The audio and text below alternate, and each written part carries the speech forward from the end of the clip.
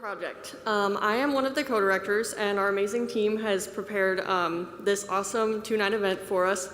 We're going on night 2, so thank you all for coming out, and thank you to our speakers who are going to give us some wonderful presentations, help us learn a lot. So if you guys have any questions, we are the Hope Project, so we will be outside after the presentations, and you guys can ask us questions about who we are, ask us about joining if you're interested. We are the mental health group on campus, and we advocate for you guys. So if you have questions during the presentations, you can text that number that is up there on the screen at menti.com, and at the end we will have a Q&A session with the questions that you guys ask. So if you have any questions during the presentations, feel free to text that number, and without further ado, let's pray and we'll get started. Father, thank you so much again for just this wonderful opportunity to be here tonight with all of these people. Thank you for your words that are going to be spoken by our speakers and presenters, Father. Thank you for all of the work that our team has put in to tonight to make tonight and yesterday happen, Father. And we thank you for what you're going to do tonight. We pray that you would touch hearts and lives today, and that your work would be done. In your name, Father, we pray. Amen. All right, so we got a free for one here. Instead of just having one speaker for the first panel, we got 3 of them. We got Melissa Sunwall, who's a adjunct professor here at Evangel. We got Caleb Boston and Bridger Foxstein. And they are both recent grads for the psychology department, I believe. And so they're here to talk about trauma and overcoming it. Very important topic, very relevant to today's world. I'll hand over to them. Thank you, guys.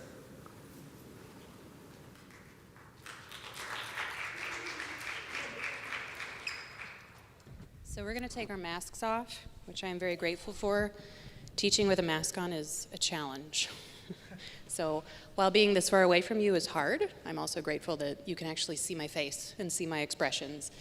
So I'll introduce myself a little further. My name is Melissa Sundwall, and I am a licensed professional counselor. I graduated from AGTS long enough ago that I won't tell you. And we have a private practice here in town, and both Bridger and Caleb work with me in our private practice. I hired them straight out of my class. I actually teach here because it's my favorite way to hire people. It's really effective.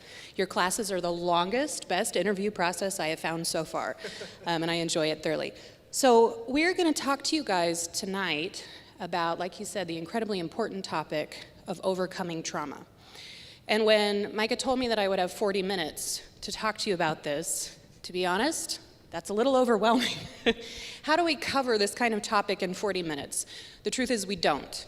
So what we're going to do is give you guys an overview of what we consider the most important things for you to know about what it means, number one, to be a human that experiences trauma.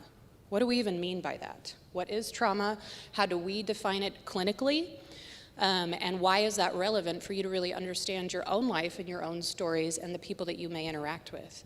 And we're also going to talk about the impact that trauma has, how to recognize it in yourself and the people around you, because that's very important as well. And we're going to end with, what do we do about it, right? How do we have resiliency against the traumas that we all experience? Welcome to 2020. This year's a bit traumatic. If you're wondering if you have it, let me answer it. You do, okay? The events of our lives are very, very impactful to us, and we're going to tell you why clinically we have a very broad definition of what trauma is. And so I'm going to let Bridger tell you our absolute favorite definition. Can you guys stand up so they can see over there too? Okay. I prefer to stand when talking, just in general. But trauma is defined typically by a series of diagnostic categories, at least its implications for the body and for a person. But what that generally misses is a lot of sort of shaping events in our life that still are very, very important to us. And they're important because of what we found to be our definition of trauma, which is when something overwhelms us in such a way that it was too much too soon, too much for too long, or too little for too long. So I'll say it again because it's a little, it's nice and crafty, but that also means it kind of goes in one ear and out the other. So when something comes into our world that is overwhelming in such a way that it's too much too soon, too much for too long, or too little for too long. So that you can see, you can start just sort of coming to mind, which goes slow with yourself because you're opening a floodgate now to your experience as a human, that anything in your life can fall into these categories. And the reason we define trauma in that way is because these are the events that create change in the human being. We go through any number of these experiences and we're not going to walk away the same because we're meaning-making beings. We're prediction machines in lots of ways. We organize our world around trying to stay safe and connected to other people. What happens when those things become part of the problem? That's where trauma and talking about what to do about it becomes really, really important. Yeah, so one of the things that I think would be important to kind of tack on to that would be how that has kind of an ongoing effect in your life, and especially personally. So one of the things that we'll talk about and kind of dive a little bit more into is the role of the body. And I just want to kind of say up front that your body is beautiful. It is doing so much for you all the time, and it is a great gift. And one of the things that trauma does is it affects the body's way of navigating your world. So on a day-to-day basis, your body, unknowns to you in your conscious mind, is perceiving things and navigating situations. And there's like fancy terms for this called neuroception, where you're kind of scanning the environment, trying to look for danger, and you're predicting what's going to happen, and then adjusting if things don't quite go that way.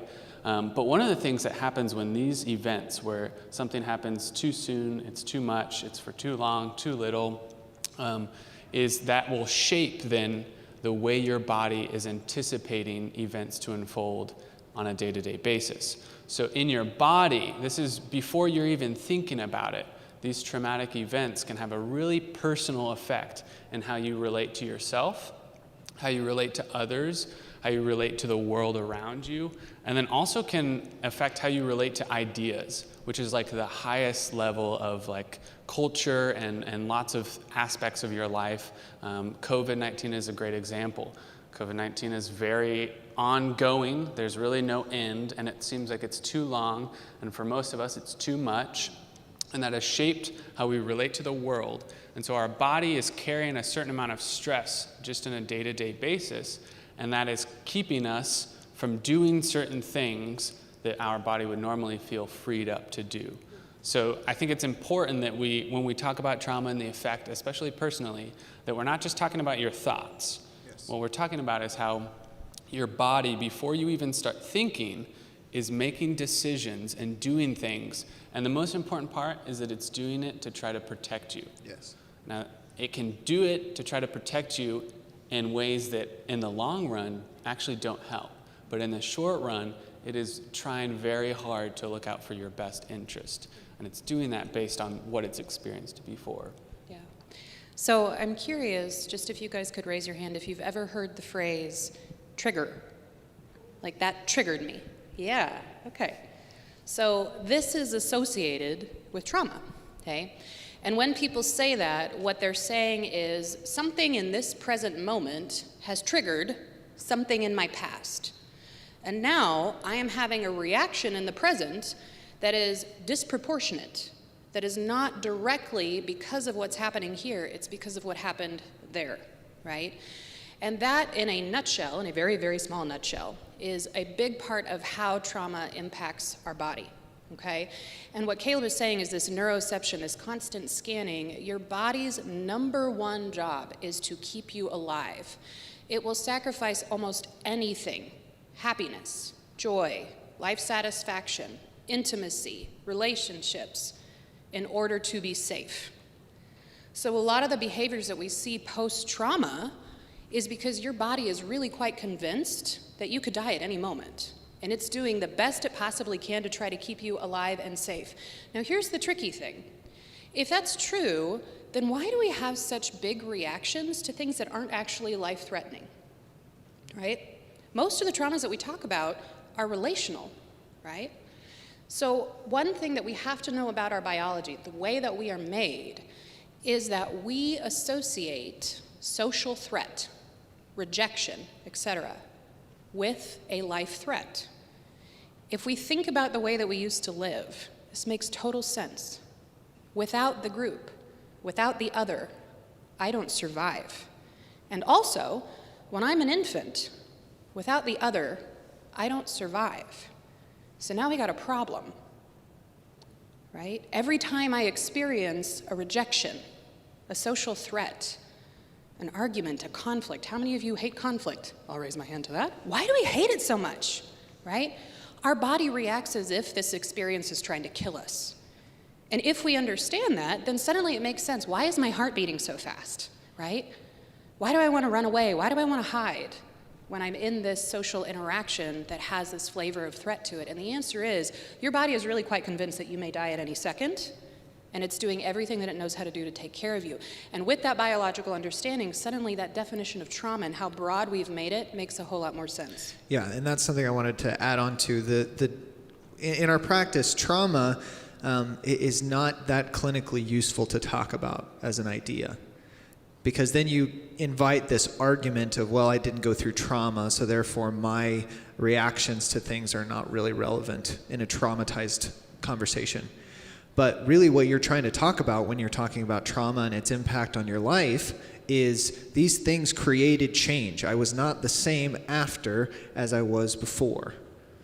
That is what is clinically relevant. We want to talk about the things that shaped you as a human being and are now sort of hijacking your system and causing you to have reactions that you don't actually want to have. Just because you get that text message on your phone and your body is shot through with anxiety.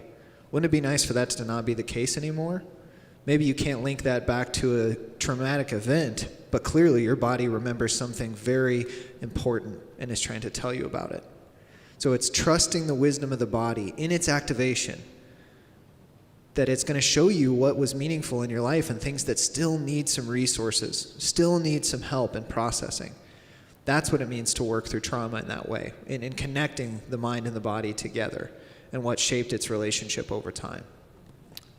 Yeah, I think as we're talking, one of the things that sticks out to me that maybe it would be relevant to talk about is kind of the two most broad categories of a reaction to trauma. So you guys have probably heard of fight, flight, or freeze.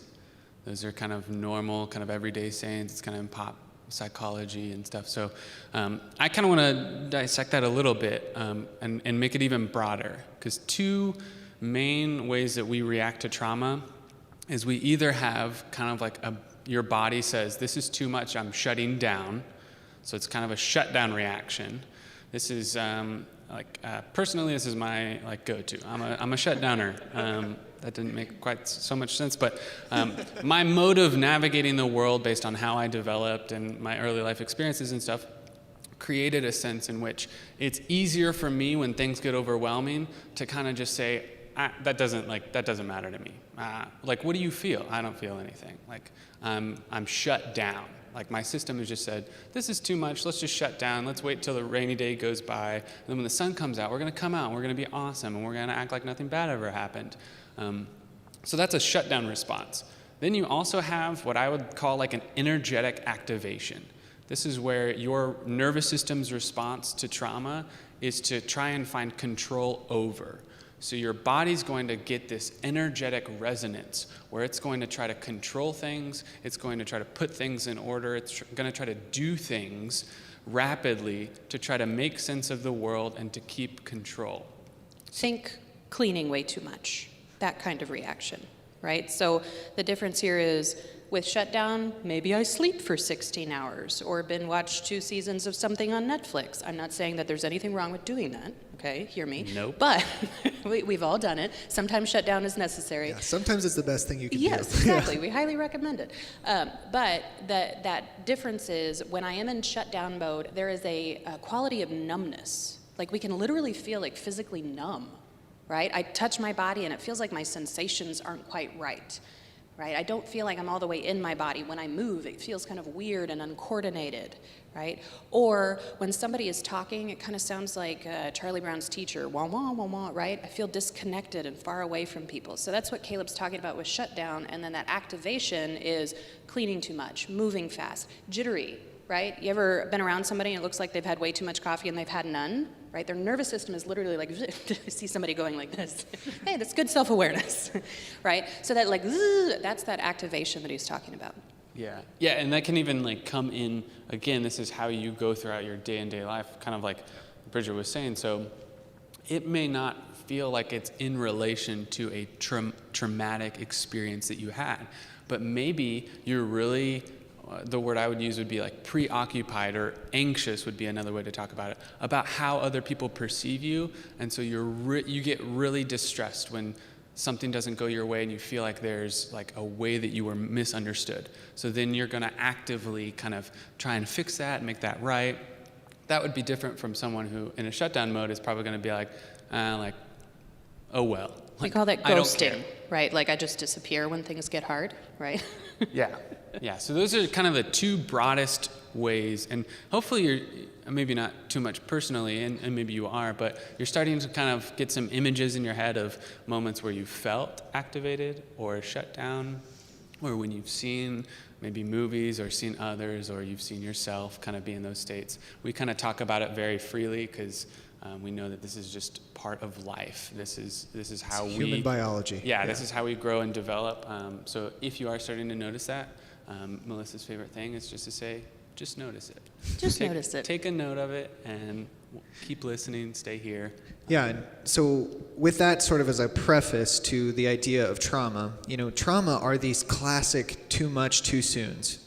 That is one of the most powerful shapers of our mind-body connection because they totally overwhelmed us. We lost all sense of some really important things. One, we had no idea of what was going to come next. It was totally unpredictable. And that unpredictability is a big red flag for our body. We don't know what's going to come next. We don't know how to prepare for what's going to happen and what we need to do. We also had choice completely taken away. We couldn't enact our control on an environment. And in fact, the thing that was happening to us was incredibly distressing and harmful. And the last thing is that we lost connection with other people. We were without awareness of what was going to happen next. We had no choice about it, and we completely lost our social connection. When something like that happens, that is one of the most powerful shapers of our mind-body connection. That is something that your body is going to create multiple little indicators of threat and warning.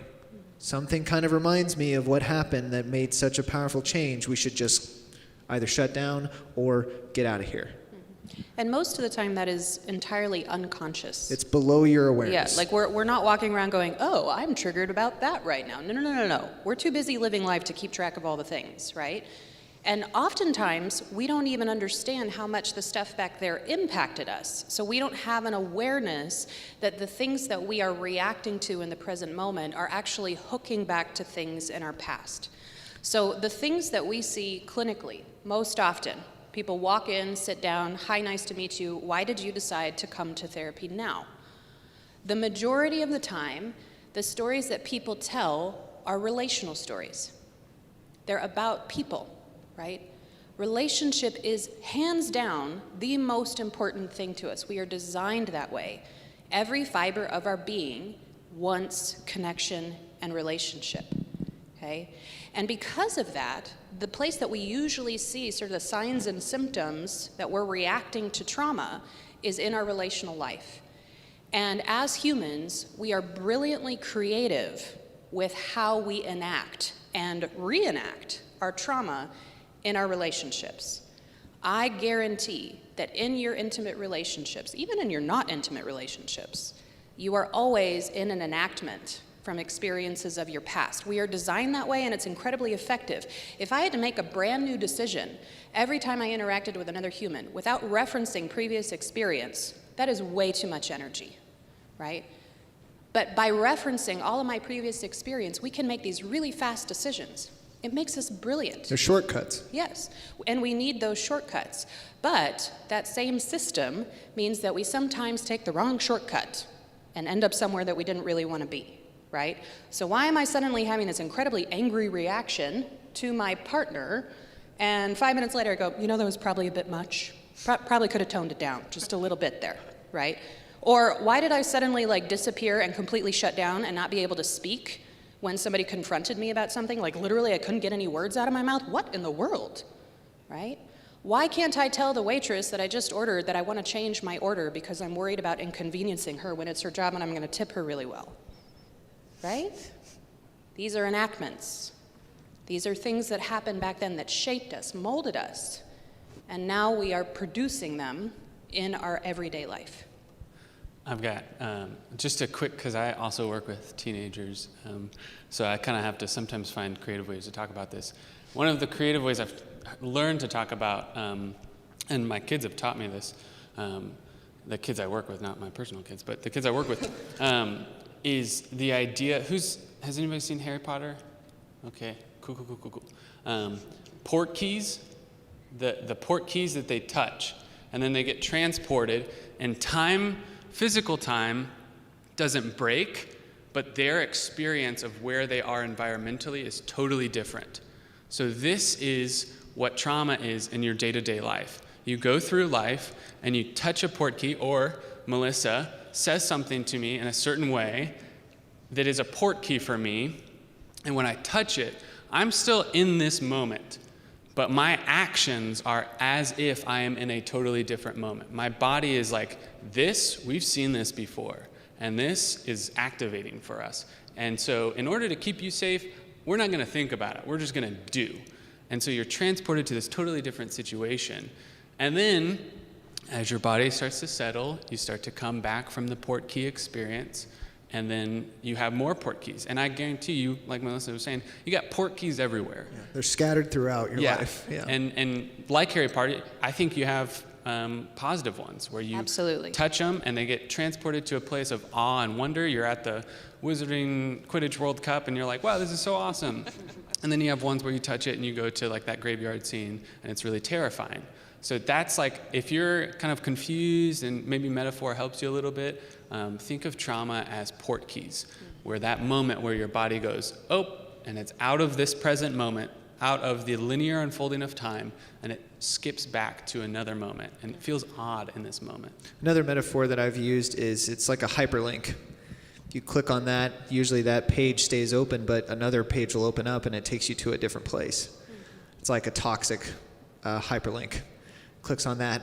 Whoa, what's going on here? This is not where I was. I was just reading something and found it, interesting, or something approached me that I wanted to learn more about. So these are metaphors that can help you understand these shaping events in your life. Yeah, there are some, port keys, if we're using that word, that are universal or close to universal, culturally universal. Christmas morning. All of you port key on Christmas morning. Suddenly I'm 5 again, right? I gladly wake up at 5 a.m. I have a 3-year-old, so I'm up anyway. But, as you get older, that changes a little bit. But truthfully, all of us have this nostalgia, and that is a positive version of what we're talking about. So when you think about how easily some things transport you to a different time in your life, that's what trauma does to us as well. And when we understand that as we're moving through life, we are navigating all of our lifetime's worth of experiences because it is stored in our nervous system. We have a big old library of experience that we walk around with all the time. And so you guys might be wondering, well, what do we do about that, right? If all of these things in my present life are pushing these buttons for me and hyperlinking me and port keying me to all these other places, what do we do? How do we begin to maybe detach from some of those things so I am not so easily activated and triggered and transported and having these reactions that I don't want to have?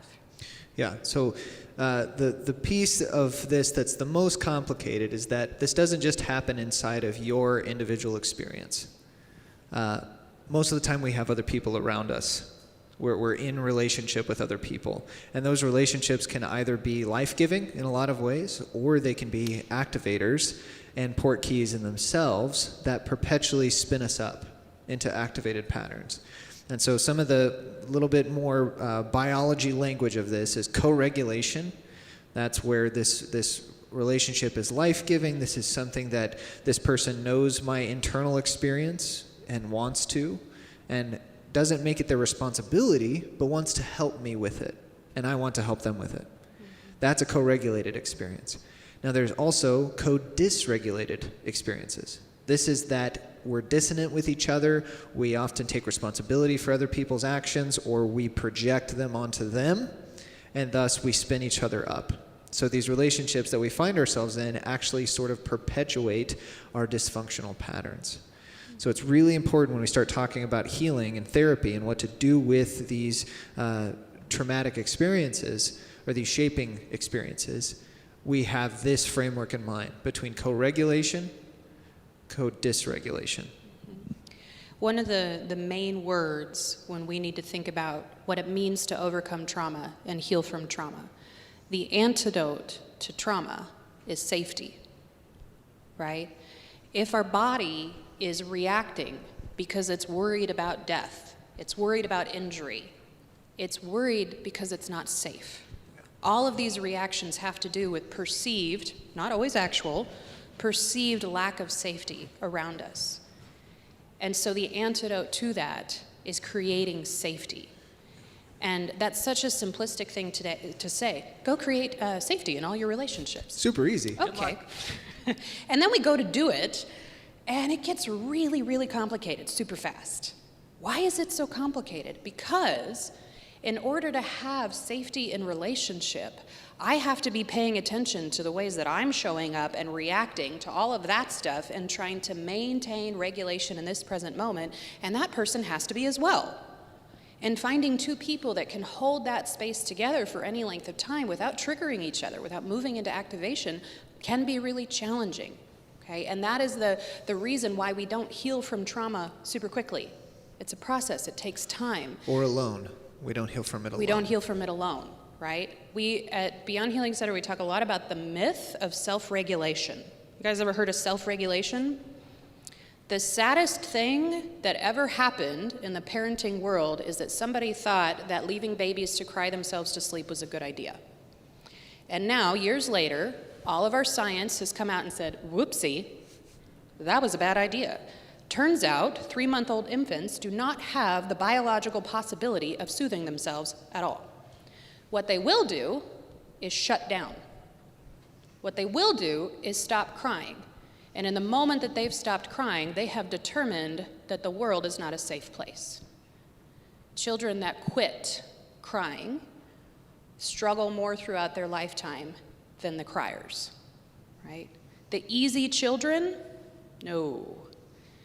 Right? When we're working with kids, if they come in fighting, we're like thrilled. Oh, thank God, right? Yes. We don't have to go find them. We don't have to go wake them up, which is way, way harder. If somebody comes in still going, excuse me, I'm not okay, I'm like, great. You actually believe that somebody might respond to your request for help. You're still open to that possibility. Yeah, you're still open to connection and relationship, right? So if we think about what that means when we're little tinies, and somebody doesn't show up when we're asking for help, we just carry that pattern into adulthood. My needs do not matter. Even if I do have a need, there's no point in asking for help. Nobody's going to be there for me. Nobody's going to show up. So what does that do to my adult relationships? Everything. I struggle to have intimacy. I struggle to express myself. Good, bad, the negative, the positive, all of it. I'm struggling to really show up and reveal who I truly am to another person, because this has never, ever been an experience that my body has had. I have no template for this, right? Yeah, I was going to say one thing that emerged in my mind was you guys have heard of like Brene Brown and like Kurt Thompson, and got people who are talking about shame, and they have a lot of work on like the importance of vulnerability and stuff like that. The reason, well, yeah, I shouldn't say it like that because that seems demeaning, but the reason what they're saying is so culturally relevant is because culturally we have a fair amount of trauma, just as cultures, every culture does. But the thing that they do or they suggest that really people latch onto is they're all about the importance of being vulnerable and then holding space for the people who are vulnerable. And this like maps on so perfectly to the Christian faith and the call of the church and so many of those sort of scriptural and spiritual intertanglements. But that's what we're talking about when we talk about co-regulation is, can I, as a person, and this is like our job, is to hold space for people to express the thing that they never felt like, one, they were heard or felt, or two, they just couldn't even speak or cry out or feel felt from somebody else. And so what we do in healing trauma, and you can do this for your friends, if you can hold that space without becoming activated, is you can hold space for them to express it and then have that mismatched experience of being cared for in that distress. And that's what, there's so much like beauty to that moment where you feel felt from someone. And I'm sure even as I say that, your body's probably going like, I want that. Like you kind of feel like a jolt of energy. And then you may even be like thinking of times where you felt by someone. And that's emotionally where you've been saying something and they're just like, dude, I get it. And you're like, oh my gosh, you do get it. And that moment where your body just rests, it's no longer scared. It feels like, okay, I'm all right. Yeah.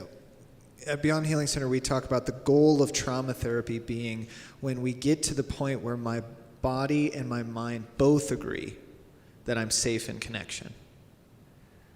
If you think about that definition, that is a world of difference from the person who is activated just by a text or by a look from somebody else. When we get to the point where our brain and our body both agree that I'm safe in connection, that is the goal of trauma therapy. And that involves a ton of work for all of us because we all have good reason not to trust other people or ourselves most of the time. And it's a very normalizing and inviting way of understanding the work of trauma.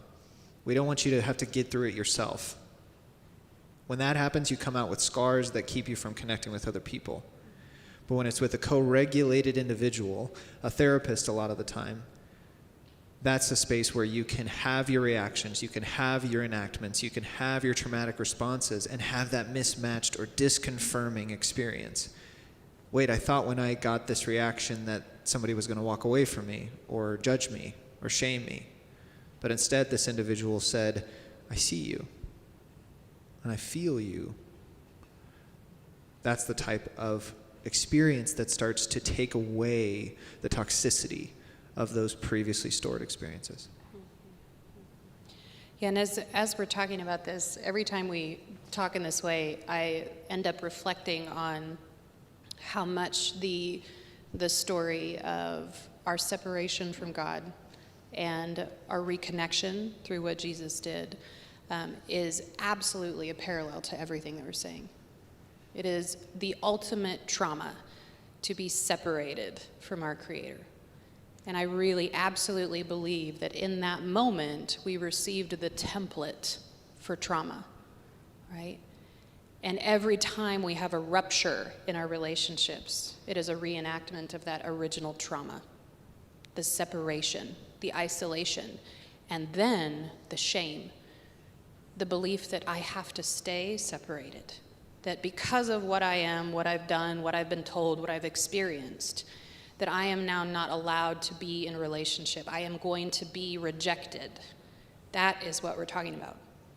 And then when we're introduced to this disconfirming experience of what Christ's story did, and he said, oh, no, I know it all. I'm not confused about who you are, but come anyway. Come into connection. Come into relationship. Come into co-regulation with me and experience my absolutely regulated nervous system. And that's a different way to think about Christ, but that's how I think about him. The ultimately regulated nervous system. No fear.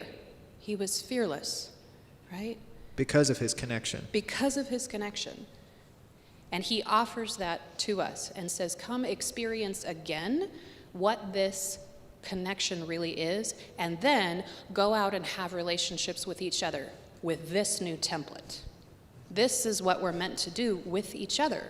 And that is how we heal from that disconnection and from that ultimate separation that we are all suffering from all the time. Amen. Amen. It is 6:40. It is 6:40, that's true. We started a little bit late, so if we have any last thoughts, we can share them. Also, don't forget to text questions, but if anybody has a question that you want to ask out loud that's really relevant for like right now, it is okay for you guys to like raise your hand and ask that. We're very open to that. If you're uncomfortable talking out loud, please do just text and ask, because we love Q&A time. Like We're seriously. all live for teachers, it. so Yeah. yes. Yeah, we do this because it's fun for us, okay? As therapists, we sit and listen all day long. Like seriously, that's all we do is sit and listen. So we do this at night so that we get to be the ones to talk, okay? But we really like the back and forth as well, and we want to hear what you guys are thinking about and how you respond to this as you hear us talk about it. So please share questions if you have them. All right. If you don't, I want to say one more thing, because we tiptoed around it, and it's a little bit of a provocative thought, but it's in kind of the literature right now about trauma, and it's really salient to why we think relationships is so important, and that is that the traumatic event is really not the trauma. That is not trauma. The trauma is that you were alone and isolated afterwards. Yes. So the trauma is not the event. The trauma is that you were alone and no one was there to connect with you. I will add blamed. And maybe blamed, yeah. Yeah. Yeah. All right, questions? I like that addition. Thank you. Yeah. Good. You mentioned trauma, but I'm just curious how trauma and PTSD, like if they're correlated, if they are, and if it is like, is one worse than the other? Yes and no. So I could talk for a whole hour about what I think about PTSD. Is everyone cool with that if we just talk for another hour? So now I'm going to launch into my feelings about the DSM-5. Just kidding. So post-traumatic stress disorder is an official diagnosis that has a list of diagnostic criteria that you have to meet in order to receive that diagnosis. For those of us that are trauma specialists, we do give a diagnosis if it's necessary, okay? But that list of diagnostic criteria is by no means exhaustive of the human experience. In fact, it doesn't even come close. In order to meet the criteria of the DSM, it has to be a literal life threat, okay? Or it has to be that the person believed, whether it was true or not, that they really believed that their life was being threatened, or witnessing someone having their life threatened. Like, it's really extreme, okay? So things like COVID, nope, doesn't count. Things like, oh, by the way, also seeing it on TV doesn't count. If you just heard about it, doesn't count. You had to literally be there in order for it to count. So for those of us that work with this clinically, we find that definition incredibly limiting and just not true of the human experience. What is happening right now in the field is that people that specialize in this area are really, really advocating for a different diagnosis. What we're hoping for is a diagnostic category that we call developmental trauma disorder. And that is the diagnostic criteria that would encompass everything that we're talking about. This too much for too long, too little for too long, et cetera, right? Because that diagnostic criteria really limits people from receiving the care and the treatment they need. And so for those of us that are in practice all the time, we give it when it's necessary. For instance, if insurance is involved, and insurance really cares about diagnoses. So we use them when we need to. But for the human story, it's just not an effective enough category. For people that do qualify for a diagnosis of PTSD, the difference between is it better or is it worse has everything to do with the age that we experience the trauma. The prognosis for people that experience a trauma as an adult, and when I'm saying trauma in this, I mean according to the DSM's version of trauma. Okay, so if we were an adult and we experienced a big life-threatening event, that we recover from much better than if we experienced it as a child. Okay? When we look at studies of the military professionals that get a diagnosis of PTSD, they are much, much more likely to have had developmental trauma as a child. When we experience trauma as a child, it is so, so disruptive to the development of our nervous system that it predisposes us to be much more susceptible to the impact of later life trauma, okay? So I hope that kind of answers the question. We do much better if we have not experienced a major, major trauma until we're older. We also do better if it is a natural disaster, as opposed to something that we experienced at the hands of somebody that well, a human being, and then it's even worse if it's somebody that we knew, even worse if it's somebody that is supposed to be a protector. Yeah, excellent question. Thank you. Go ahead. You mentioned something about like creating safety, and sometimes we can't create our own safety in our head because we're alone, so we rely on someone else. But I've kind of how do you create safety without having become a codependent relationship with that person? I'm going to let you answer that, Bridger. Yes. He loves this question. Yes, I love this question because it comes up a lot because it seems like we're talking about creating codependent relationships. So when we teach trauma-informed training or something like that, we have this nice spectrum that on one side is independent, and this is not the glorified type of independence. This is rather dismissive and avoidant of interpersonal connection. And then on the other side of the extreme is codependent. This is, I don't have a self if it's not with you. Yourself and myself are entwined. In the middle is where we want to be, which is interdependent. This is a space, like I mentioned with co-regulation, where yes, you want to know my emotions and my pain and my thoughts and my curiosities, but you don't make them your responsibility. And I think our next presenter is actually going to talk about this a lot, so that'll be good. But codependence in that situation is about I have to know because my ability to meet them determines my worth. Co-regulation says I see you in your pain and I feel it with you, and I want us to combine resources to get to a better place. But our worth is the same because I love you, because I'm here for you, and you're here for me. Yeah, the question, there's so many offshoots of that, but I don't want to speak for Debbie as well. So we'll let Debbie explain that more later. But there's always the combined Q&A where we can get into that. Any other questions before we, yeah, go ahead. Does a traumatic event still technically count as trauma even if you don't recall it in the moment where somebody's triggering you? Yes, absolutely. And the reason is because the memory of trauma is actually stored in our body. We may or may not have conscious awareness of it up here in our prefrontal cortex.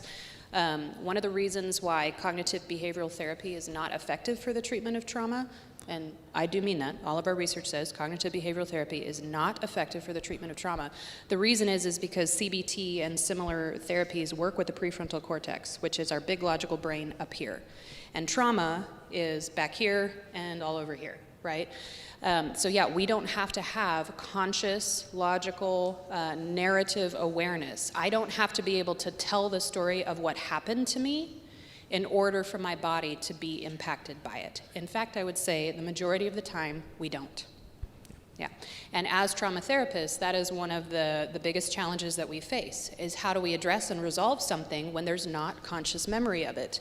And in our field, there is a huge shift towards therapies that are very, very focused on the body, on the nervous system, and not just on our cognitive thoughts, and that is the reason why. Yeah, we have this experience of I'm reacting, but I don't know why I'm reacting. And that's what our practice really seeks to help inform, helps to bring insight to. I'm reacting to this. This isn't a traumatic situation necessarily, but I'm reacting as if it is. That's because you don't have the memory, but your body does, and it's sending that same response. Yeah, Harry Potter didn't know he touched a portkey until he touched it, and then his body was transported somewhere else. So like that's a way of talking about it, if that helps, because I just love to continue that metaphor. Really I just think it's advocating awesome. for that metaphor. Can you tell that adopt Caleb it. works with teenagers? Work with a lot of teenagers. So. Yes, he also, gives them, what do you call them, talkies? Yeah, you guys heard about talkies? I heard some reactions. Yeah, about I heard talkies. a gasp. I know, I did. I heard Somebody gasp. Deep gasped. nods right there. There's a nationwide shortage. Get them while you can. I know as a therapist. Yeah. All right, you guys, so I think we're going to take a 10-minute break. Is that right, Micah? Yeah, okay. I'm going to go ahead and let him give you directions, and we'll be back for the Q&A time. Thank you, guys. So we got some refreshments out in the lobby there for you. We have a 10-minute break here to go enjoy those and then come back in for our next panel. So enjoy. Thank you, guys. I'll be out there in about 5 seconds to scan you guys for credit as well. Thank you.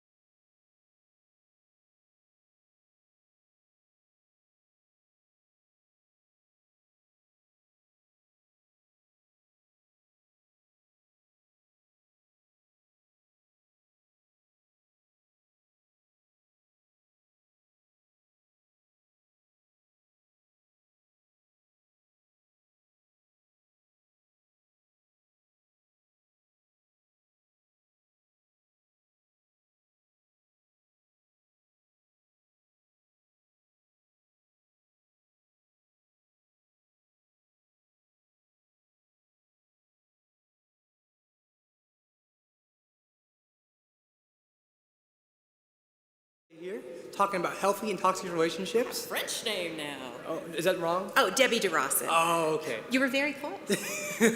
Well, take it away. Well, thank you. Well, it's kind of the ridiculous following the sublime over here. Just what a good job. But anyway, my name is Debbie DeRosset, and I work in the Counseling Center here on campus. So greetings from the Counseling Center. We love you guys over there. Woo! We do. We love it when you come to see us, and it just is so meaningful for us to help you in any way that we can. But anyway, my topic today actually will segue a little bit with what this wonderful group over here did. But my topic is toxic relationships, which it seems like that is something that everybody wants to discuss now, and that's a term that's kind of thrown around. And so we're just kind of going to go through and talk about what are toxic relationships, how not to really be in one, and then ways that you can make the opposite of a toxic relationship a healthy relationship. So anyway, the term toxic means poison, and that's something that's harmful or malicious. And so the essence of a toxic relationship is it's something that's really harmful, not to just one person in the relationship with, but to both people. So that's kind of what we're going to look at. And the first thing I want to say is if in your relationship there's verbal abuse or physical abuse or emotional abuse, that is a toxic relationship. And get out right now and get help with that. Find a trusted person, a mentor, a parent maybe, or even come talk to us over at the Counseling Center, because that is a situation you need to exit right away. So that's my prelude to that. So anyway, so if there's not physical or emotional or verbal abuse, but you still feel a little hinky about your relationship, that's what we're going to examine now. So how do you determine if a relationship is the dreaded toxic relationship? And I know when I was younger, it was like, there was this comedian that says, you know you're a redneck if, anybody? Yeah, okay. So you know you're in a toxic relationship if, and there's kind of a list that I sort of put together. Number one partner or a friend, because we're talking about friendships and romantic relationships kind of together. One partner seems to have control of the power.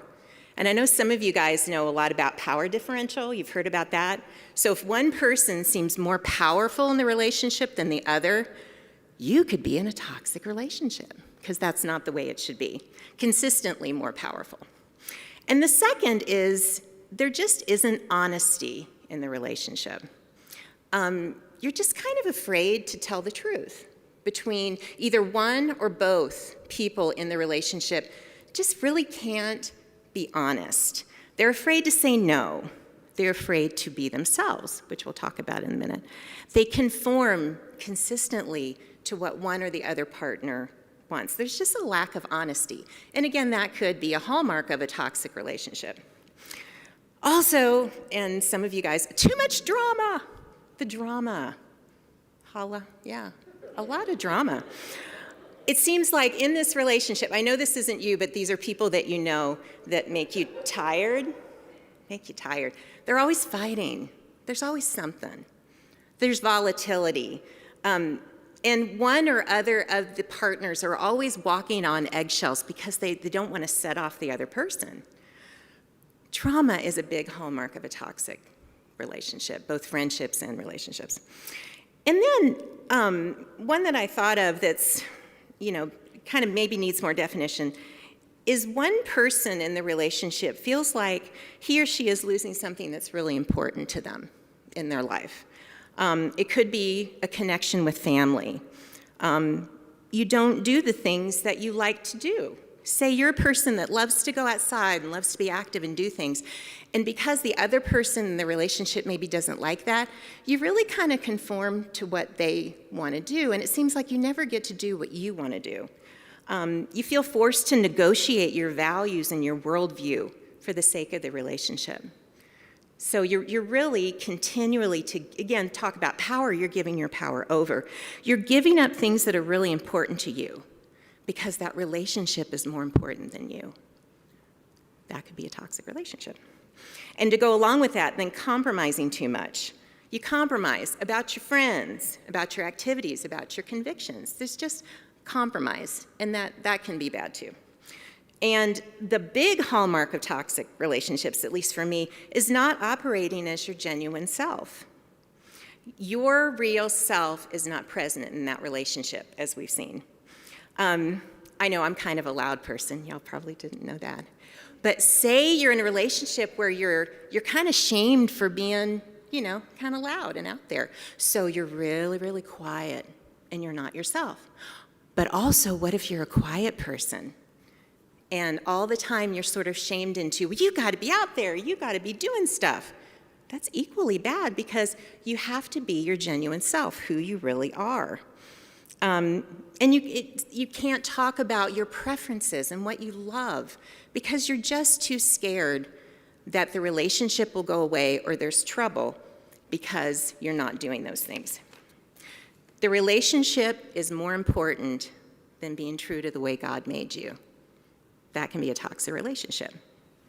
So, power issues, lack of honesty, too much drama, all those things are kind of like you are in a toxic relationship if.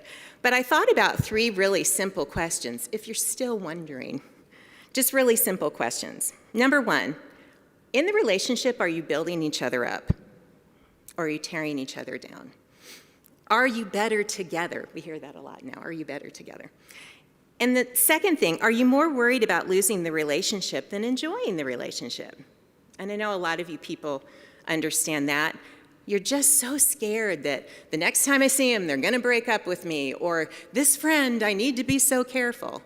And there's no joy, because friendship and relationship should have joy. And this third one, and I was thinking about relationships in my past, does the person make you laugh, or do they make you cry? Yeah. What do they do more? So just those 3 questions. And then this may be kind of controversial, but another one I thought of, another way to tell if you're in a toxic relationship is, what do your close friends say about your relationship? Yeah. Ooh, they'll tell you. They will. And sometimes we blow them off when they tell us things. But it may be good to listen to some of the things they're telling you, because in the Bible there's a verse that says, faithful are the wounds of a friend. Man, somebody that loves you will tell you the truth, and sometimes that really hurts. So if your friends are like, about your relationship or a friendship, there might be a there that you should listen to. It's wise to listen, not base your entire decision and relationship on what your friends think, but put that within the realm of information that you need in case your relationship is toxic. But I would say the number 1 way to avoid toxic friendships or relationships is have a good working knowledge of who you are. And that gets into some of what this wonderful panel talked about. Cultivate a good working knowledge of who you are as a child of God and as a person. And all those things will go into, if you know who you are, you're not going to get into a relationship that hurts you. So not having a toxic relationship starts with you. Starts with you. So be the kind of person who doesn't have this happen to them. So know who you are. First of all, just like this gang was saying, you're a product of all your past experiences and relationships. You learned in the past, what is my value? How do I trust people? How do I be safe? And sometimes you learn those things in positive ways, and sometimes in negative ways. And that's all in your past. And those past experiences, you bring with you. They're in your backpack, and you're bringing them with you into your adult relationships and your friendships. You measure other relationships by what happened to you in the past. So understanding where you come from in your past relationships and then processing them. Again, if you have trauma in your past, process that. If you have pain in your past, talk about that. You have to process them to leave them in the past and not bring them into your current relationship, because so many people do. I do a little bit of marriage counseling, and it's very interesting to me that as two spouses are talking, and if this is their second marriage, a lot of times they're really thinking about their first marriage, and they're not even thinking about their second marriage at all. They'll be saying things, and I'm like, have you met this person over here? That's not the way she is or not the way he is. It's because they're bringing all that stuff, their hurt, their pain from the past, and they're not working it through, and they're applying it to their relationships. So study your own history to learn from your past, and you guard against recreating the painful, toxic things in your past. And this is something that's been kind of recent to me that I talk to all my clients about. And everybody has their own emotional yard. And it's a pretty little yard, and it has a fence, and it has a gate that opens and shuts. And in your emotional yard, you have flowers and trees and weeds and all sorts of stuff. And you stay in your yard and you tend your emotional yard. Now, sometimes in toxic relationships, people leave their yard because another person's emotional yard looks really good and they want to help that other person with their stuff.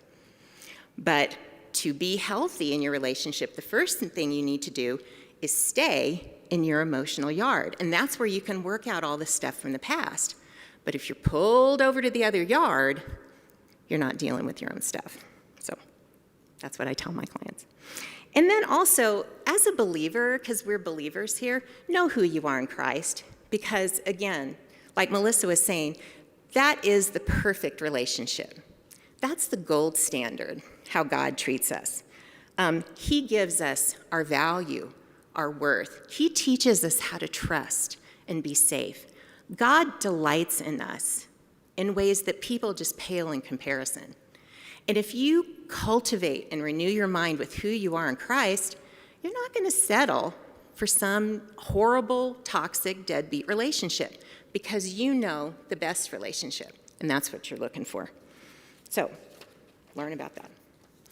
But anyway, so we talked about negative relationships and things you need to work on, knowing what they are, working on yourself. And so there's this wonderful little book called The 7 Principles of Making a Marriage Work. And of course, this is about marriage. But this guy that wrote this book, Dr. Gottman, he did a lot of research on what are successful relationships. And I thought, even though this is a marriage book, there's a lot of truth there. So I thought I'd just run through a few of these and see what y'all think about what are the hallmarks of healthy relationships. So the first thing he noticed in all of his research is that openness is a key to a healthy relationship, where you're open with each other and you get to know each other. You're not hiding from each other and you're not lying. You're telling truth. And this can be some fear, so you're fearless. You're saying, I'm going to trust that I'm going to tell the truth to this person and they're not going to leave me. I'm going to trust that. And both people do. And that is the hallmark of a really, really healthy relationship. Open to other people's life and to their world. And that's one of the first things as counselors that we do, is we want to get into the world of our clients.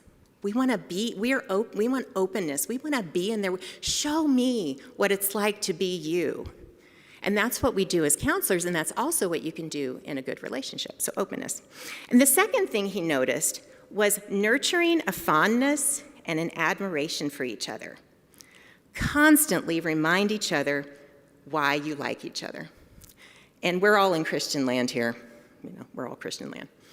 Growing up, people told me they loved me all day long, and it really didn't matter to me in Christian land. I wanted to be liked. I didn't trust, I love you, I love you. I wanted someone to say, Debbie, I like you just because you're you. And he noticed in his research that that's a hallmark of a really healthy relationship. Foster the friendship, cherish the other person, honor and respect them. And in our world of social media, whoa, it can be hard. But remember, and as you know, probably more than me as an old lady, what's on the internet lives forever on the internet. Just be really careful. If you really like the person you're in relationship with, your friend or your dating partner, just be really careful to honor them and like them in that way. So that's number 2. Number 3, He noticed in healthy relationships that the people in those turn toward each other rather than away from each other. And I thought that was really neat because in our world of COVID, and man, school this year has just been really hard. It's been hard to be over there in the counseling center and just working with y'all because it's just really hard. And it tends to divide us and distance us. And that's the important thing about a healthy relationship is bringing you back together, not to be distracted, keeping your eye on the prize of cultivating that relationship. Don't forget about your person and don't take them for granted.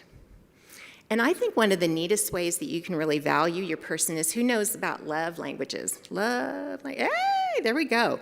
Figure out what the love language of your person is, either your friend or your romantic partner you're dating. Because my husband and I, Mr. Bunny, that's his name, Mr. Bunny. God bless Mr. Bunny. He and I just struggled in the first 10 years of our marriage because we didn't understand how to say I love you in action to each other. Because my love languages are affirmation and gifts, and his are acts of service and quality time. He thought I was spoiled and stuck up, and I just thought he was mean, because he was. And he was mean. Until we went to this parenting class and they talked about love languages, and we started speaking that love language to each other, and it was amazing. It was transformative. We turned toward each other rather than away. So he would tell me I was pretty at all the wrong times, and he would give me a pencil and say I was thinking of you, and I would take a toothbrush and scrub the bathroom floor or sit with him quietly for hours on end, because that's what he likes. But it made a difference. We learned first of all how to love each other, and then we learned how to communicate our feelings, which is very important. One neat thing he says in this book that just really struck me, he said, when the other person is in pain, the world stops and I listen. And I think that's really beautiful. That's the ultimate turning towards each other. And that's listening to their hearts and not just trying to fix them. Because, not to be sexist, but dudes love to fix. Man, that's their favorite. And a lot of times with my husband, I'll have to say, I don't want you to fix this. I want you to listen to me. And that's so meaningful. And I'm sure guys feel the same way because we want to fix, we want to help. But the greatest fix in a healthy relationship is just listening to somebody's heart and just repeating back, I hear you saying that. Oh man, that must be awful. I understand. I love you. I'm so sorry. And that's a healthy relationship. And you can do that with friends, or you can do that in your dating relationship. So I like that. The best gift we can give is our attention. And then another thing he noticed was positively influencing each other. Let the good stuff in the other person just rub off on you. Because you're friends with them for a reason. You're dating that person for a reason. You like them. There's stuff about them that you just think is awesome. Let them rub off on you. Look at the things you really admire about them and do those things. Be yourself, but be more like that. We talk a lot about emotional intelligence. Y'all are psychologically, emotional intelligence. Man, if you're with somebody that really is in touch with their emotions and can verbalize them and feel the feels, and you're really not quite that way, you can up your emotional intelligence by being with them and trying to understand, okay, what am I feeling? And they have whole pages of feeling words. Have y'all seen those? Yeah.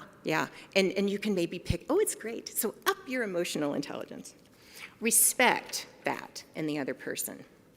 And basically get into the world of the other person. So the fifth thing is, and then quickly solve the solvable problems. So a healthy relationship, you don't sweat the small stuff. The relationship is more important than being right. Oh man, being right's like my favorite. Who loves to be right? Oh, wow, I love it. Man, ooh, yeah, hey, yeah, oh yeah. But is it as important as loving that person you're in relationship with, either your friend or your partner? Be kind to them and don't hold a grudge. let the little things go. As an older person, as the elderly, I'm going to say, I just blinked an eye, and I went from being where you guys are to being here at 55. I mean, it goes that quick. Life is too short. Let things go, because relationships are much more important than being right. Now, also, you could be wrong.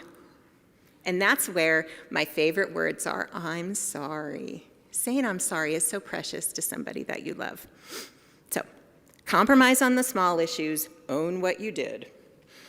And then he talks about something called gridlock, which is more really in kind of marriage relationships and dating relationships. But you can work through the small stuff, but when you come to the gridlock, these are the big ticket things you disagree on. And that's really hard. But in healthy relationships, he says, you learn to overcome them. And they're the things that, when you talk about them, there's a lot of emotion. You can't be nice when you talk about them. It doesn't go well. The issue feels like it's tearing you apart. That can be in friendships too. You just can't find common ground. And it just seems like there is no compromise. Well, in healthy relationships, you get through them. And he says it a little bit, but I think that's when you come and see us at the counseling center. Because maybe those gridlock issues are really more about you than they are the person that you're in relationship with. It could be that you have trauma in your past. It could be that you just really had just a difficult relationship with a parent. And you're bringing that into the relationship in these different ways. And that's when it's good, when you come to gridlock, work on yourself and find some help, somebody to talk to you about it, somebody to work through, and that's where counseling can help. So in healthy relationships, that's what you do. When you come to gridlock, it seems like there's no place to go. You stay in the relationship, but you back off and you take care of yourself. And so that's really important. And the seventh thing that Dr. Gottman says, which I think all of us here would agree, is a healthy relationship has shared meaning. And there's a spiritual dimension to really healthy relationships. You're on the same page, you're going the same way, you have beliefs that are similar, you have values that are similar. There's rituals of connection. You go to Bible study together, you study the Word together, you eat meals together, you go to church together, you do things like this together. I mean, that is really important. And you also have shared goals. Like my husband and I, we're ministry minded, and that's what I'm doing. He and I are in this together. I just went to school at 52. I'm still new. So he and I are doing this together as part of our shared goal in life. And we share those values and beliefs. And that's what's really important for healthy relationships.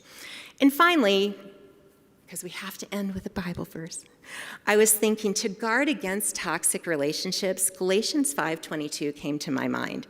And you can ask yourself, in my relationship, either friendship or dating relationship, is there love? Is there joy? Is there peacefulness? Are you kind to each other? Is there an element of goodness in the relationship? Are you faithful to them? Not just physically, but in your mind and in your heart. Are you faithful and true to that relationship? Do you have a gentleness? Because people need to be gentle to each other and love each other. And also, do you have self-control? Are you willing to say, I'm going to control myself right now out of love of this relationship? If all those things, again, those are the fruit of the Spirit, those are from the Holy Spirit. If all those things are happening in your relationship, then it's not toxic. Very good. So, the end.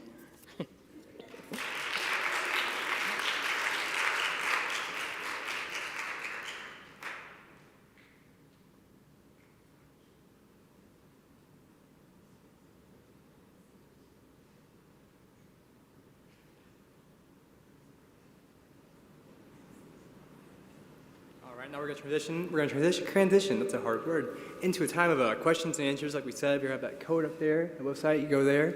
So I'll ask the panelists and Pastor Greg to all come up here again, and we'll get that started. Thank you.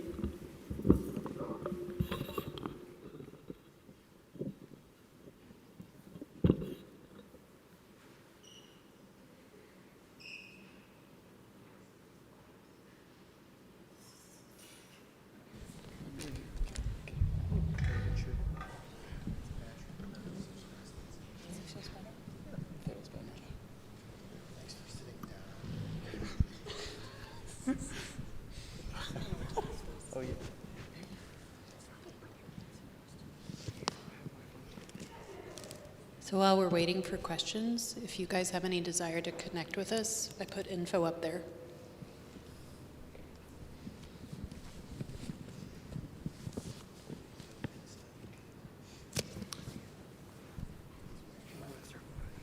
Yeah. Is there ever such thing as being too transparent in the department?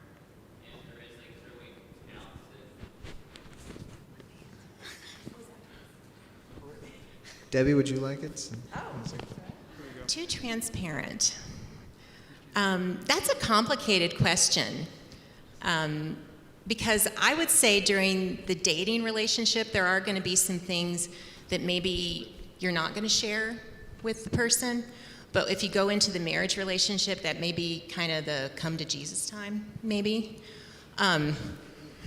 where you need to just really, unload with the person, just be, really honest with them. But again, if you're in a relationship of trust and you feel safe, I don't see, you can basically have the transparency that you're comfortable with. It would depend on what you mean by transparency, I guess. If I could add to that a little bit, we build a history of transparency with someone.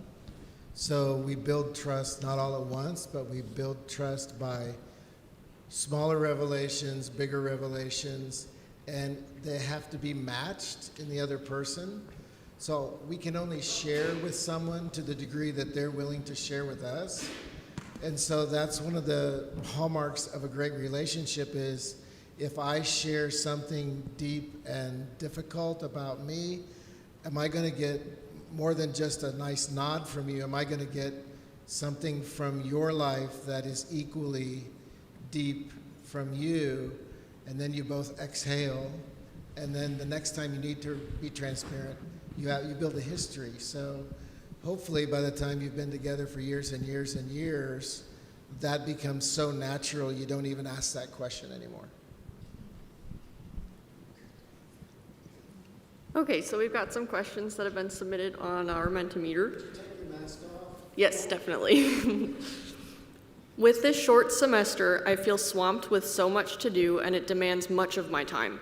I felt burnout and I've wanted to take a break, but it simply puts me behind on homework. How do I work hard nonstop without burning out to catch up? Okay, I'll go. You don't. Yeah. So we're not superhuman, you guys.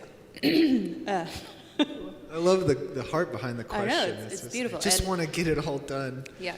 So, I will tell you that from my personal life, I am one of those people. And if you watch me live, it actually looks like I am stalking burnout like a hobby. Like I pursue it like it's my job, because I kind of think it is. I also have a 3-year-old and, run an agency. And I'm thinking about starting my PhD, so I'm excited about that. I think the question of what do we do when we feel burnout coming close is a signal that our body is sending to us that says, excuse me, do you remember that you're human?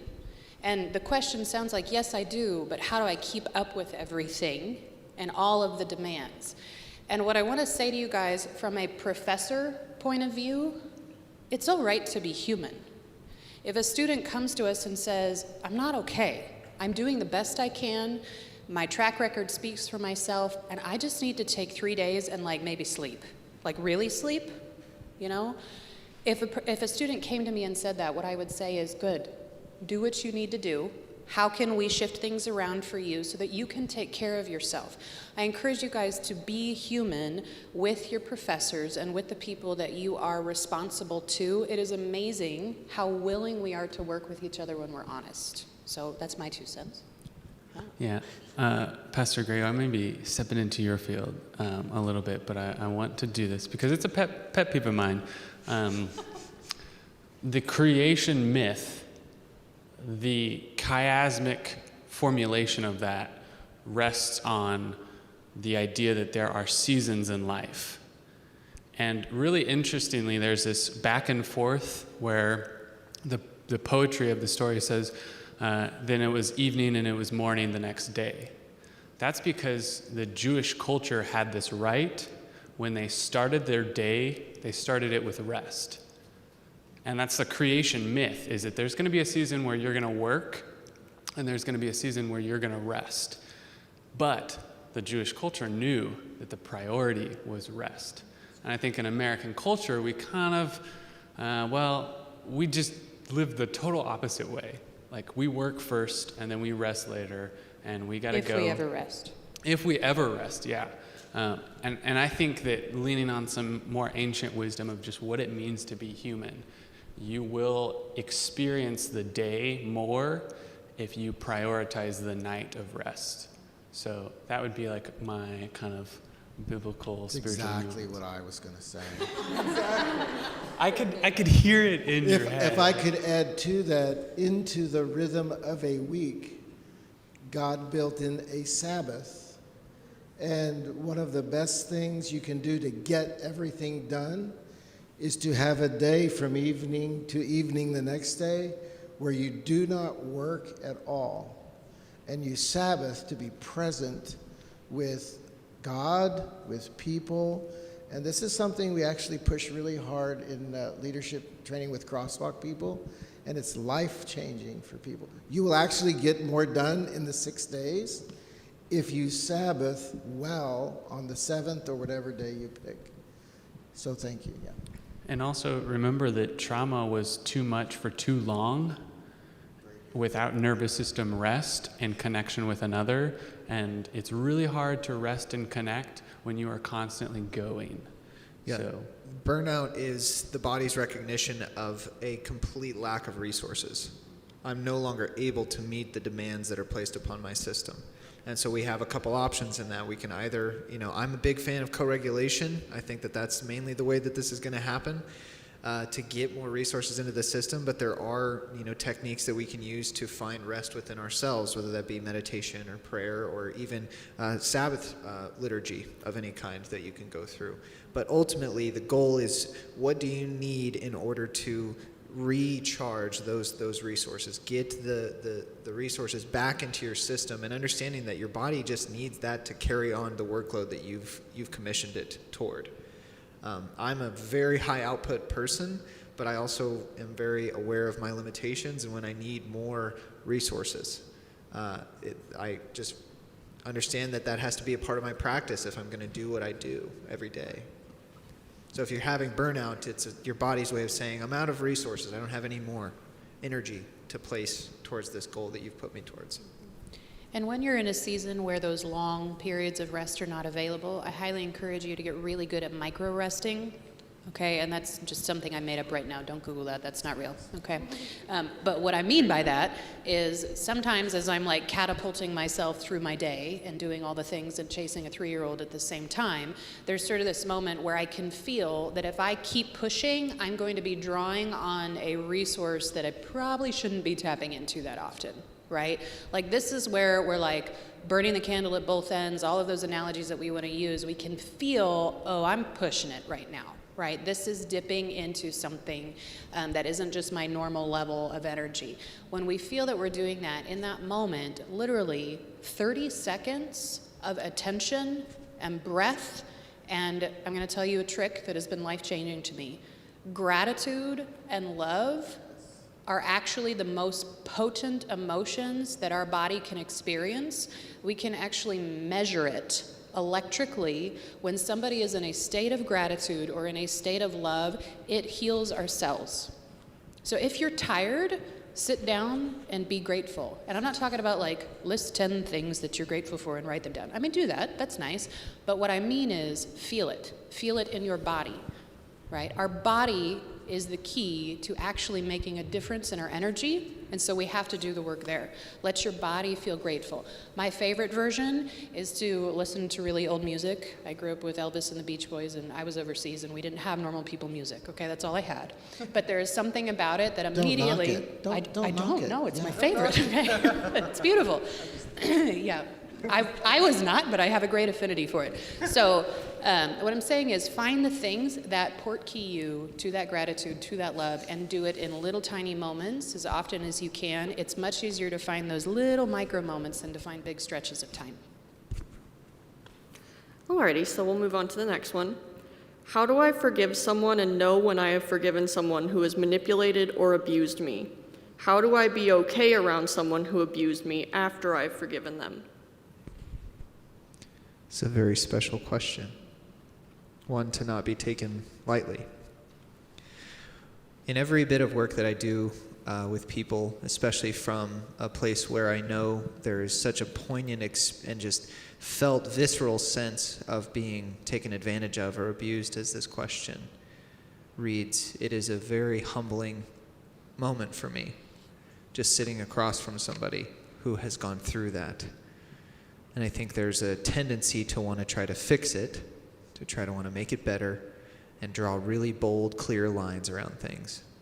Human relationships are really messy. And sometimes we don't have the space to declare our boundaries and say, this is all I'm going to do. Sometimes we have to be in relation to other people that have hurt us. Now, hopefully, we have a lot of boundaries that we can put in place, but sometimes that's not always absolutely possible. And so this question to me, and one that I would love to hear from all of us on, is one that is a very, very vulnerable question. My 2 cents on it is that these relationships that hurt us in this way, and this idea of forgiveness, is one that a lot of people will give their opinion on. And so here's 5 more. But for me, the idea of forgiveness from a biology standpoint, is recognizing that you did that because of something that's going on in you. And while I was deeply hurt by that, I know that it's not going to necessarily limit what I am going to be able to do in this moment in time. And so I forgive you in that way, that I know that it was about you and something that you're going through, and I'm very sorry for that, but ultimately I'm not going to let it be the thing that keeps me from being the person that I need to be. And at a biological level, that's a very difficult thing. Because as we talked about in the first panel, your body does not want to believe that. It believes that this traumatic experience, this abuse, just gave you a new ceiling. And no longer can you be the person that you were going to be because this person told you through their abuse that this is all you deserve. And so forgiveness in that way is a very delicate process, and one that needs multiple boundary settings and then defending. And if when that gets pushed, when you get pushed back on that, it's about resilience in that moment and use of co-regulation. Use of the people around you to give you the resources that you don't have yourself. So forgiveness being the setting of those boundaries and the protecting of them. But I'll offer it up to the rest of the panel. I think the perception is beautiful because I heard different parts of that question. Because I heard, like, how do I? Obviously, there's nothing I could say that would be aimed at your higher regions of your brain, your logical thinking, that would just make you feel like you've forgiven someone. My best advice would be to take advantage of the resources you have, whether that's coming and seeing one of us or taking advantage of Evangel's resources or whatever it is. But again, find those people who can hold space for your body's needed cathartic experience. Because I think if we just treat forgiveness as a purely intellectual thing, we'll leave a body behind and we'll be a head on a stick and we'll feel kind of haunted for the rest of our lives because we don't have our body and we're like, well, we want it. And that's a very metaphorical way of talking about it. But I think we need to engage and I would encourage you to engage in therapies that allow you and hold space for you to have bodily reactions that probably in the moment you were not allowed to have and that you feel like you deserve but were told you couldn't. And so to have a therapy where you're allowed and you've been given the space to have that opportunity, I think is really important. So I would encourage you to seek out resources around you and make sure that those resources aren't intellectualizing forgiveness, because especially in Christian culture, that word is thrown around so much. But let's be really diligent about that. It's an embodied act. So we need to make sure that we're bringing the body along that whole process. I want to add to that and say, in my own work with forgiving several different perpetrators, I think that forgiveness happened when I wasn't thinking about forgiveness. For me, the experience was more about freedom for myself than trying to forgive the other. When I found freedom from what occurred, then forgiveness almost became irrelevant to me. Because with true perpetration, sometimes our best goal is to never think about that person ever again, right? And when we set ourselves free and when we find freedom and find a relationship that helps us sustain that freedom, that event becomes irrelevant to who I am today. And that is, for me, the physical experience of that is literally like losing 50 pounds overnight, right? It's boom, it happens. And suddenly I wake up and I realize forgiveness happened while I was getting free. And so I would recommend to you guys that you pursue freedom from the things that hold you hostage, and forgiveness will come spontaneously. Please never bully yourself or anybody else into forgiveness. And remember, you don't owe anybody your presence. You don't owe anybody a relationship, okay? We do not owe anybody, especially those that have hurt us, anything. And that's what Bridger meant by boundaries. And I just happen to get really intense in my language about boundaries because we need a lot more of them.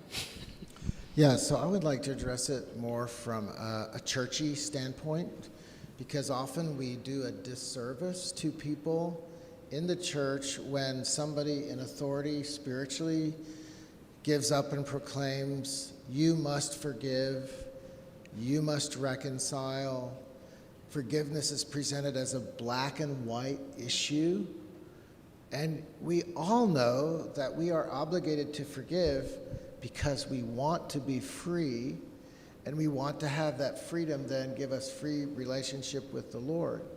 But I want to tell you as your pastor that forgiveness does not require reconciliation, and that instead of a black and white issue, I would like for you to see forgiveness as a sea of gray, that you have to be willing to sail in a sea of gray, dark gray, light gray, whatever, until you come into the light.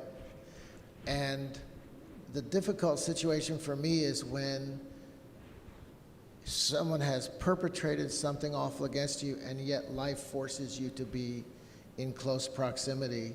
And I think that's where you need to pursue resources, because you can't do that alone. That is awful. In my life, there's a person that I had to forgive. That forgiveness for me means I'm not trying to kill him. And I want him to go to heaven. But I'm not obligated, and I think as long as I'm not trying to do God's job of taking vengeance and punishing that person, I'm free. I'm free, even though I still can get angry.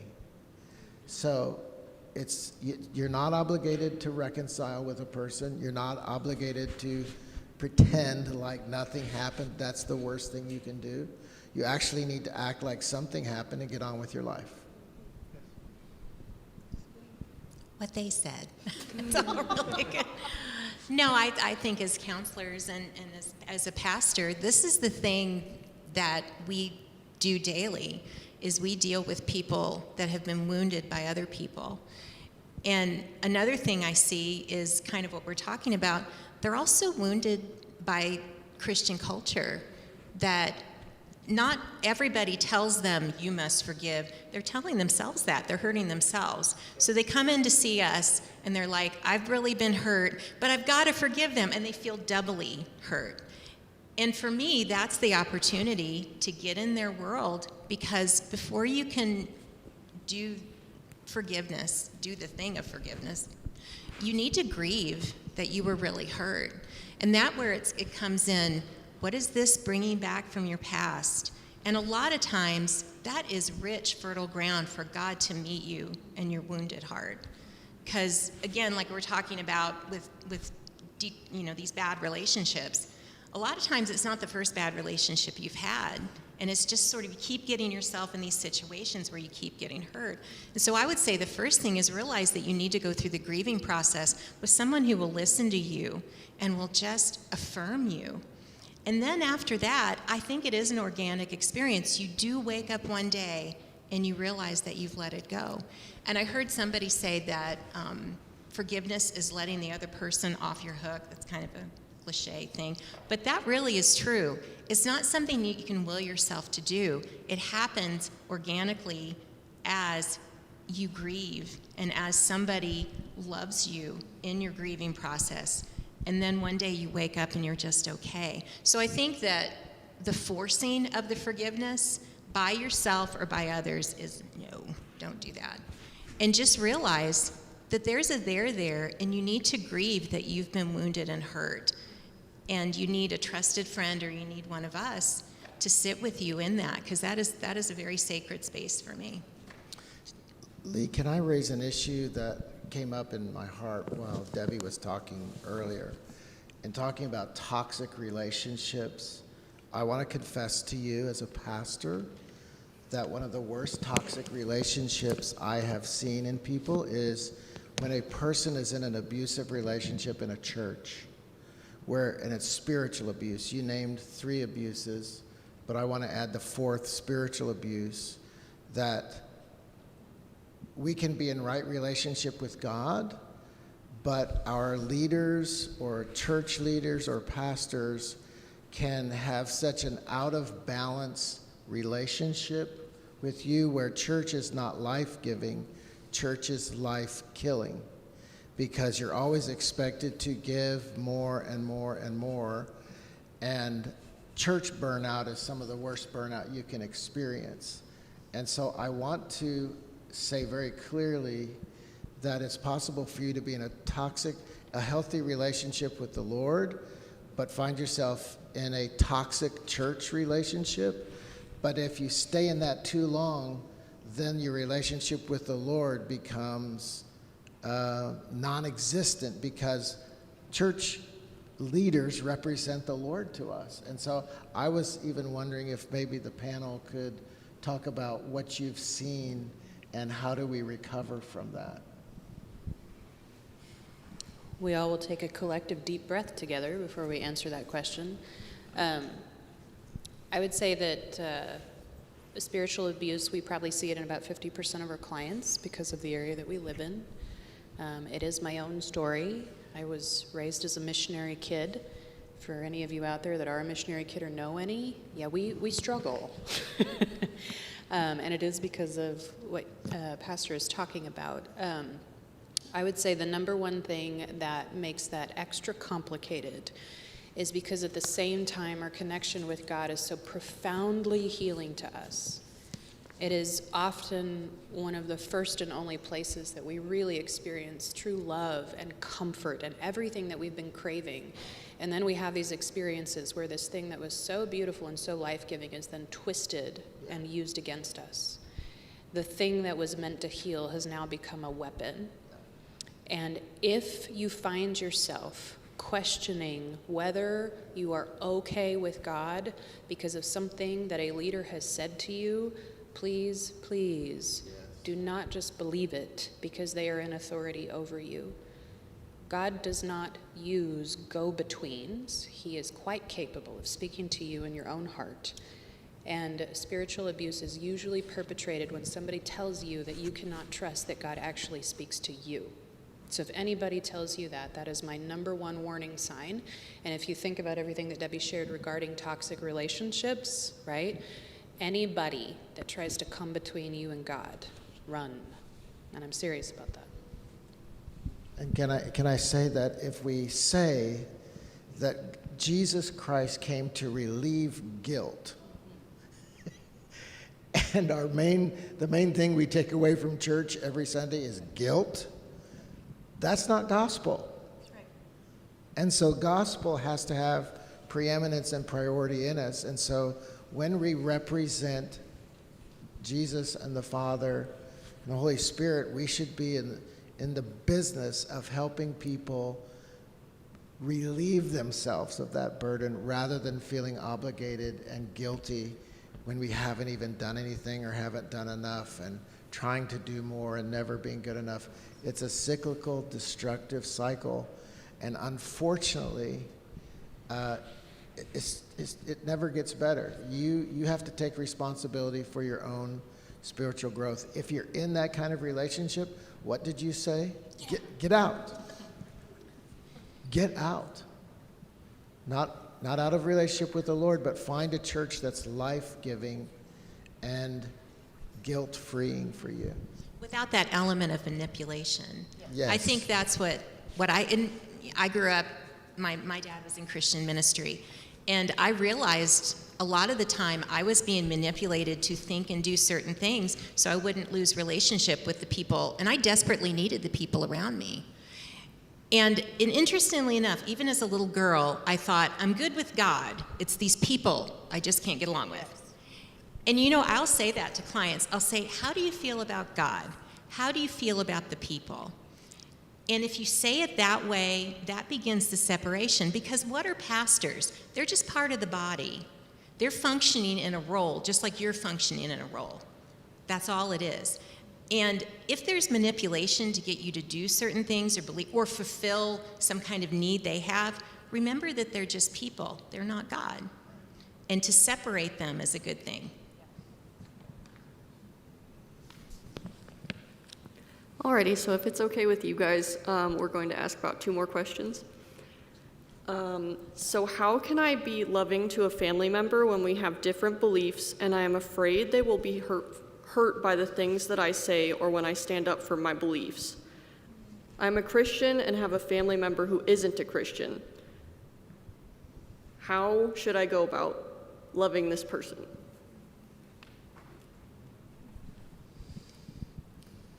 So I'm going to give a super short answer to this, and then I will say more. Love speaks loudest. At this point in my life, I don't agree with anybody in my family, and I adore all of them. And the way that we interact around the sea of difference between us is a combination of deep respect and really, really great boundaries, right? And it is not our job to change anybody's mind. It is just our job to love. If we ever find ourselves in a situation where I am trying to convince somebody of anything, please stop. You don't need to do that. You don't. Not your job. Just love, be love, show love, walk around doing it, feeling it, all of that. And everything else is somebody else's responsibility.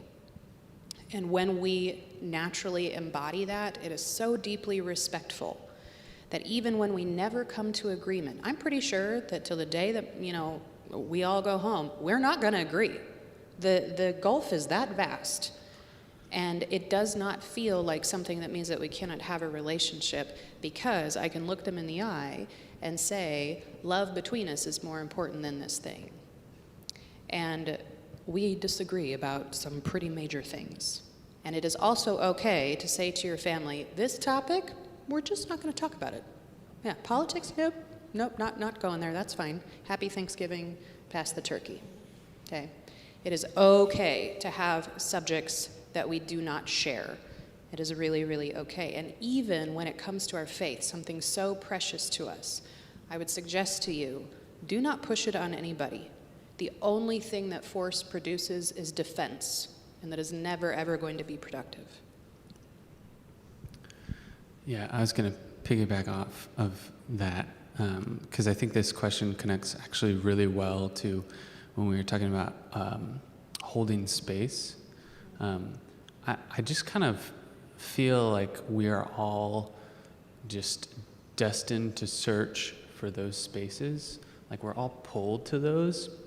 And I think one of the ways that we deal with a lack of space where we feel felt is that we create ideologies and these like very rigid sort of ways of thinking that kind of keep us safe and keep the other person over there and I'm over here. And I love how that question was even phrased, and I think I really appreciate Melissa's take on it, is that love is such an embodied act. And I would encourage, my rule is with my family, because I also have some disagreements, is it going to be a port key for them? Because is what I'm going to say dysregulating for them? And dare I say that if it is, maybe they need the incarnational Christ, not the logos, not the word. They need the embodiment of a holding environment, and then the making meaning can come after that. But their heart, their desire is longing for a holding space too. And so I'd just encourage embody love and let the word come later. Because that's all we really have. And like I was saying, all we really have is controlling ourselves. And yes, I mean, especially now, strong beliefs. I mean, I have adult children, and we have a written agreement, an unwritten agreement, that we just don't talk about those things. And even if sometimes my children forget, I can remember. And I can say, I love you, I honor you, I'm not gonna do that. So you always have yourself. And you don't understand why that person is freaking out. You just don't. Like with my children, I know something's going on with them. They're worried about something. They're fearful. I go back to, what are they feeling from the past that has to do with me or my husband? And I have to remember, I've got to be who they need now. And that's what I do. And that's what you can do when you go home, if you have a family member or somebody that you really love that wants to pick a fight, love them. Be who they need at that moment, because they're feeling fearful. They're not feeling love. They're feeling scared. So provide that for them. And it's super duper hard, and that's where the fruits of the Spirit really come in, because in our flesh, we don't want to do that. Man, we want to be right. We want to set them right. But that isn't love. That isn't who we are. And operating in who you are basically solves this problem. It ain't easy, but it does. Okay, so first of all, I would like to just ask one more question about resources for as far as Christian counseling goes, to give you guys a couple minutes to think about that. I would first like to say that all of the questions that have not been answered, we are working on an avenue to so where we can post them anonymously with answers that we've retrieved from people like the ones that you've heard from tonight, so that you get professional answers to these really hard questions that you guys might have. So just know that that is in the works. And do you guys have any Christian counseling services or resources that you guys might recommend? Come see us. Yeah, I think that finding a therapist that fits you and fits your needs is extremely important. No matter what mode of therapy we use, hands down, our research says it has to be the right fit between therapist and client. So I want to tell you guys, please give yourself the right, the freedom to interview therapists. Go try out a few, right? Come and sit across from this other person. And at Beyond Healing, we talk about like when two people meet, it's two nervous systems getting to know each other. Like literally, you're in somebody's space going, how does my body feel in this room with you? Like, you're really nice, but why do I not feel comfortable, right? And it doesn't have to be an obvious reason. Don't try to just push through it and say, well, they've got all the credentials and therefore I should see them. No. How do you feel when you're with them, right? Does your body relax? Does it feel inviting? Does it feel safe? Do you want to lean into that experience with them? So no matter where you go to find a therapist, please give yourself the freedom to try it out. All of our info is here. A lot of our therapists tend to run full all the time, so even if we don't have space at the time, we always know good people that do. I am super duper picky about who I refer to. And I trust all of these people up here. I mean, they were my students, so obviously I think they're great. But beyond that, we have some great places here in Springfield that offer really, really quality services. There's also some places that do not. So when you're looking, please feel free to email us and just say, hey, do you know this person? What do you think? Would this be a good place to start? Evangel has tremendous resources for you guys. Yes. Tremendous. For this time only in your life, you can go over there and see us for nothing. Free. It's an amazing, and I know so many of my clients say that. They say, I'm taking advantage of this wonderful thing. And that's what we want, is we want you to realize that this is such a wonderful gift that Evangel is providing for you. It's part of the student fee, but providing for you. That, and we just love you guys, and we're for you guys. And that's what you really want in a counselor. Again, you want somebody to get in your world and be in it with you. And everybody over there, that's what they want. So I'm going to be that guy and shout out to my podcast and YouTube lovers. If you want good resources, I mentioned Kurt Thompson. He's he's doing a lot of really great work. And then, Pastor Greg, some of the things you were talking about were really reminding me of, there's a female Dr. Diane Langberg, Langberg, and she does a lot of work with Christianity and spiritual trauma and narcissism and stuff. And she's got some really accessible lectures on YouTube if you're into that. So just throwing that out there.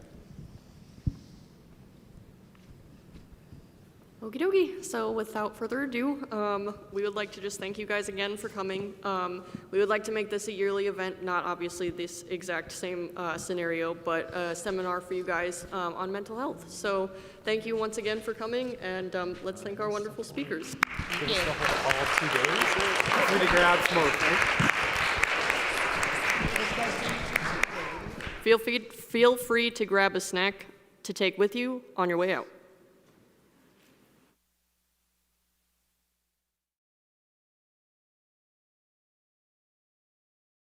Carrie, who's not feeling well, and Danielle, and who else am I forgetting?